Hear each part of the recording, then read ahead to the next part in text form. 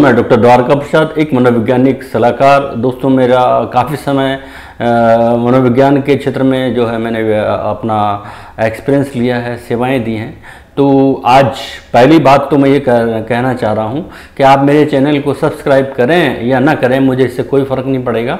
लेकिन हाँ, हमारी एक प्रयास है कि हमारी मनोविज्ञान की जो स्थिति है या जो मनोवैज्ञानिक बातें हैं वो दूर दूर तक हर एक मतलब गरीब से लेके बड़े से बड़े अच्छे जहाँ वेल क्वालिफाइड लोग हैं वहाँ तक पहुँचे। इसके लिए ये ज़रूरी है कि आप लोग इसको शेयर करें, इसको डिस्कस करें।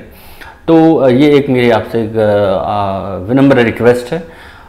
अब मैं आपसे पॉइंट पर बात करता हूँ। इससे जस्ट पहले जो मैंने वीडियो बनाया था वो अनकॉन्शियस माइंड पर बनाया था, जो कि ट्रोपोलॉजिकल स्ट्रक्चर थे माइंड का, यानी कि जो मन का आकारात्मक पहलू था उस पर बना हुआ था, उस पर बेस्ड था। आज हम बात करेंगे मन के स्ट्रक्चरल पॉइंट पर या डायनामिक एस्पेक्ट पर।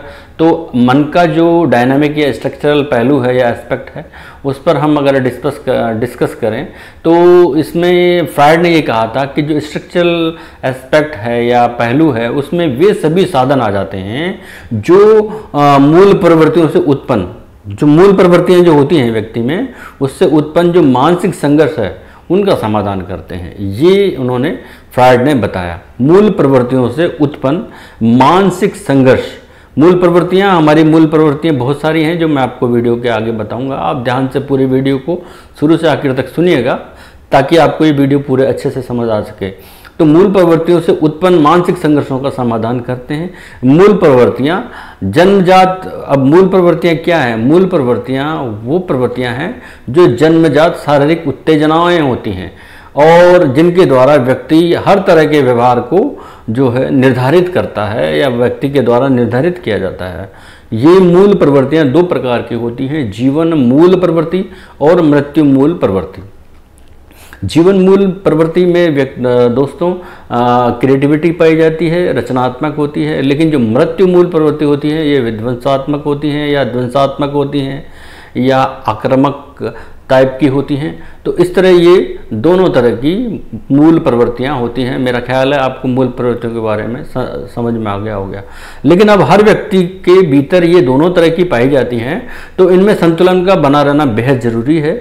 और इसके संतुलन के लिए फ्रायड ने ये बताया कि इसके समाधान के लिए या इसके संतुलन के लिए हमारे माइंड ने 3 एजेंट को तय किया हुआ है। और ये 3 जो एजेंट है या प्रतिनिधि हैं, ये जो है या जिनके सहारा लिया जाता है प्रतिनिधियों का या एजेंट्स का, वो होता है इदम, अहम और परम अहम, यानी कि इड, ईगो और सुपर ईगो। तो दोस्तों ये इस प्रकार इनका जो है सहारा लेकर के उनको संतुलन की स्थिति में लाया जाता है। अब दोस्तों आगे इसमें डिटेल में मैं आपको बताना चाहूँगा कि किसी भी जो मानसिक संघर्ष की स्थिति आती है कोई भी, तो उसमें इड, ईगो और सुपर ईगो तीनों शामिल होते हैं। और तीनों शामिल होते हैं, डिफरेंस केवल उनकी डिग्री का रहता है, यानी कि उनकी मात्रा का रहता है कि उनमें कितनी मात्रा का कौन सा रोल होता है, क्या है। तो आक्रामकता तथा कामुक प्रवृत्तियों से संबंधित जो मानसिक संघर्ष जो होता है, आक्रामकता और मानसिक प्रवृत्तियां जो मैं बता चुका हूं आपको, वो उस मानसिक आक्रामकता और मानसिक प्रवृत्तियों में बहुत सी चीज़ें ऐसी आती हैं जैसे कामुक प्रवृत्तियां। तो इनसे संबंधित जो मानसिक संघर्ष जो होता है उसमें इड का रोल बहुत अधिक होता है।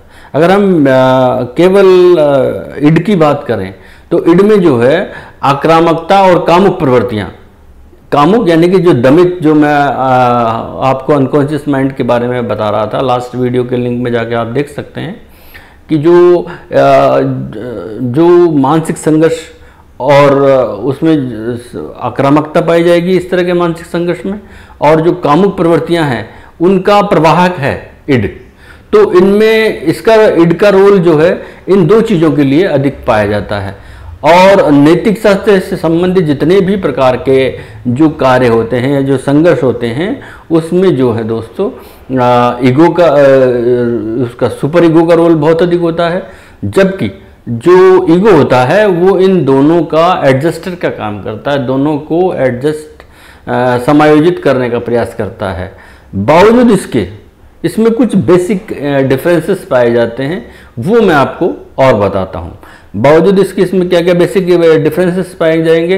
इड जो है बच्चों में जन्म से पाया जाएगा, दोस्तों ये बहुत काम का वीडियो है, आपके सब्जेक्ट में भी आएगा, आपको जानकारी के पॉइंट ऑफ व्यू से भी बहुत अच्छे फ़ायदेमंद है, और जो स्टूडेंट है उनके लिए भी है, जनरल नॉलेज के हिसाब से भी बहुत ज़रूरी है।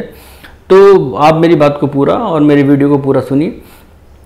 इड जो है वो बच्चों में जन्म होते ही स्टार्ट हो जाता है, उनमें उपस्थित हो जाता है, और 1 से 2 वर्ष 1 वर्ष तक उसका प्रभाव रहता है। 1 से 2 वर्ष के पास जो है ईगो का प्रभाव जो है बच्चे में आना शुरू होता है, और वो बच्चे में डेवलपमेंट उसका हो जाता है। फिर उसके बाद 3 से 4 या 6, 7, 8 या मृत्यु तक, यानी कि जब तक व्यक्ति प्रौढ़ होता है तब तक अपने जो है आसपास के वातावरण, मतलब पहले अपने माता पिता से वो उपदेश ग्रहण करता है, नैतिकता लेता है, सामाजिकता लेता है, फिर अपने सामाजिक माहौल से ये सब चीज़ें ग्रहण करता है, और आखिर तक जहाँ जहाँ से उसे अच्छी चीज़ें ग्रहण करनी होती है वो वहाँ सुपर ईगो उससे लेता चला जाता है। तो इस प्रकार इन तीनों का एक अलग अलग रोल होता है। अब अगर हम इड की बात करें या इदम की बात करें तो ये जो है इसका अलग एक सिद्धांत है जो प्लेजर प्रिंसिपल पर आधारित होता है, यानी कि इसको केवल सुख चाहिए। जो इड जो है यानी कि जो इदम है इसको केवल सुख चाहिए, चाहे वो नैतिक हो, कितना भी अनैतिक हो, कामुक हो, एंटी सोशल हो, हेटफुल हो या कैसा भी हो, यानी कि इसको एटलीस्ट सुख का अनुभव होना चाहिए। इस पर बेस्ड जो जितने भी एक्टिविटीज़ हैं ये इदम के अंतर्गत आती हैं, और ये इसी सिद्धांत पर या आनंद के सिद्धांत पर, प्लेजर प्रिंसिपल पर काम करता है। ईगो जो है वो जो है रियलिटी के प्रिंसिपल पर काम करता है। वो वास्तविक चीज़ों पर उसको पता होता है कि वास्तविकता क्या है, लेकिन वो इन दोनों के बीच में एडजस्टर का काम करता है कि मुझे ये क्या करना है और क्या नहीं करना, वो एडजस्टर डिसाइड करता है। लेकिन जो सुपर ईगो है वो हमेशा आइडियलिस्टिक प्रिंसिपल पर काम करता है, यानी कि आदर्शवादी होता है। उसको ये पता होता है कि मुझे चोरी नहीं करनी है, मुझे अनैतिकता का पूर्ण कार्य नहीं करना चाहिए, मुझे एंटी सोशल वर्क नहीं करना चाहिए, मुझे हेटफुल काम नहीं करना चाहिए, इससे मेरी पर्सनैलिटी डाउन होगी। तो वो ये इस सिद्धांत पर कार्य करता है। इड में जो है दोस्तों वो जो जीवन मूल प्रवृत्तियाँ तथा मृत्यु मूल प्रवृत्तियाँ जो होती हैं, यानी कि दोनों तरह की जो प्रवृत्तियां मैंने आपको डिस्कस की, जीवन और मृत्यु मूल प्रवृत्तियां, ये दोनों का समावेश होता है। ये दोनों प्रकार के कार्य करते हैं, और रचनात्मकता तथा आक्रामकता दोनों प्रकार की इसमें प्रवृत्तियां पाई जाती है।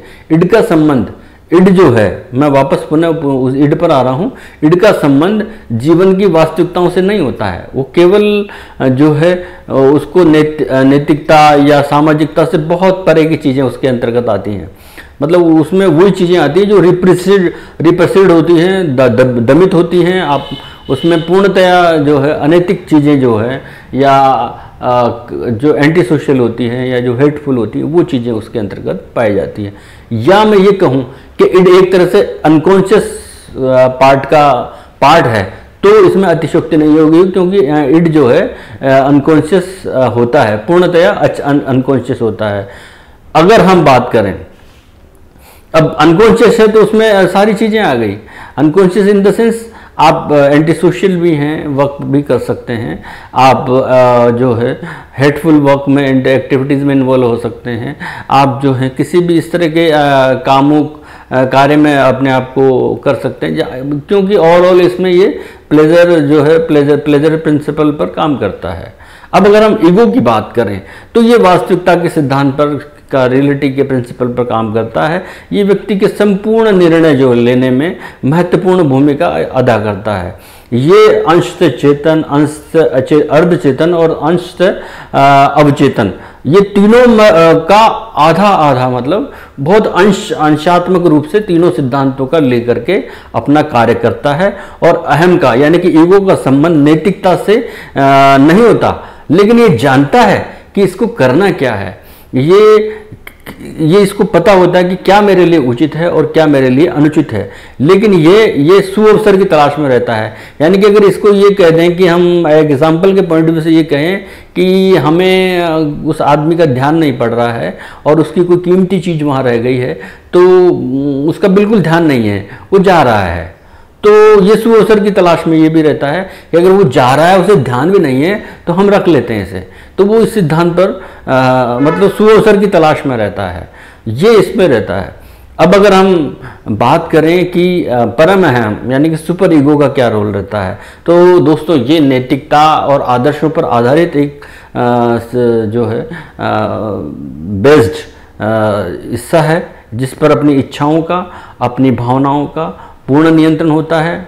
और यह ईड की जितनी भी जो रिप्रेसिव इच्छाएं हैं, भावनाएं हैं, जितनी भी दमित भावनाएं हैं, इच्छाएं हैं, उनका जो है नियंत्रण करने का कार्य भी करता है। लेकिन जिस व्यक्ति में यह अविकसित रह जाता है, वो जो है घृणित कार्यों को करने से भी नहीं चूकता है, यानी कि वो घृणित कार्य कर लेता है और उसको पश्चाताप भी नहीं होता है। तो ये एक इसमें खास बात है। और जो सुपर ईगो है यानी कि जो परम अहम है, इसके दो सिस्टम होते हैं, सब सिस्टम होते हैं, जिन्हें विवेक कहते हैं या अहम जो है आदर्श कहा जाता है। जो विवेक जो होता है उसमें दोस्तों किसी अनुचित कार्य करने पर यदि दंड मिलता है तो व्यक्ति उस कार्य को करना छोड़ देता है। लेकिन जो अहम आदर्श होता है उसमें अगर उचित कार्य करने पर उसको पुरस्कार दिया जाता है तो आगे से उसका प्रोत्साहन मिलता है उसको, और वो उसमें अच्छी प्रवृत्तियों उसको दूर करने का प्रयास करता है और अच्छी तरह से उसको डेवलप करता है अपने आप में। तो ये इसमें एक खास बात है। तो दोस्तों ओवरऑल मैं ये कहना चाहता हूँ कि सुपर ईगो जो है वो व्यक्ति को अनैतिक और कामुक प्रवृत्तियों पर रोक जो है दमन के द्वारा लगाता है, जबकि दमन का प्रयोग जो है सुपर ईगो स्वयं नहीं कर सकता, ये ईगो के मार्फत किया जाता है। और इस तरह अपने आप से पूरे जो है स्ट्रक्चरल माइंड का एक सिस्टमेटिकली जो है इसको एक्टिवेट किया जाता है और अपने कार्य को पूरी तरह से अंजाम दिया जाता है। तब जाकर के हमारे माइंड का जो है पूरा एक सिस्टम हम उसको फॉलो करते हैं। नहीं हमारे माइंड का अगर कोई भी हिस्सा एक ही की तरह से कार्य करे तो हम हो सकते हैं बहुत ज़्यादा आक्रामक हो जाएं। अगर बहुत ज़्यादा अगर सुपर ईगो ही कार्य करे तो बहुत अधिक आइडियलिस्टिक पर्सन बन जाएं।